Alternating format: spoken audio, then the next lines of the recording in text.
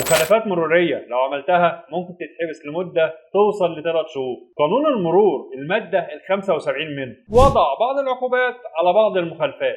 العقوبة فيها ممكن توصل ل3 شهور في حدها الأقصى، وممكن توصل لغرامة 100 جنيه في حدها الأدنى. يعني ممكن يحكم بحبس وغرامة الاتنين مع بعض، وممكن يحكم بالغرامة بس، وممكن يحكم بالحبس بس. طب حكم بغرامة، أقل حاجة يحكم بيها 100 جنيه، أقصى حاجة يحكم بيها 500 جنيه كغرامة.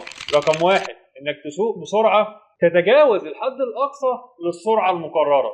رقم 2 إن المركبة الآلية اللي أنت تكون بتسوقها يكون غير مرخص بيها، أو رخصتها يكون انتهت مدتها، أو تكون الرخصة انسحبت، أو اللوحات المعدنية. 3 لو بتسوق من غير رخصة قيادة، أو تكون الرخصة انتهت أو اتسحبت أو اتوقفت. 4 عدم استعمال مركبة النقل السريع اللوحات المعدنية بتاعتها، أو استعمال لوحات معدنية غير مرخص بيها. 5 إنك تكتب بيانات غير صحيحة في النماذج أو الطلبات اللي نص عليها قانون المرور. 6 تعطيل حركة المرور في الطرق أو إعاقتها. 7 تغيير بيانات أو لون اللوحات المعدنية المقررة لمركبات النقل السريع. 8 إنك تكون عملت مدرسة لتعليم قيادة السيارات وما تكونش عامل التراخيص اللازمة للمدرسة دي. طيب عملت مخالفة من دول واتعاقبت ورجعت عملت ذات المخالفة مرة تانية، ساعتها العقوبة بتتضاعف.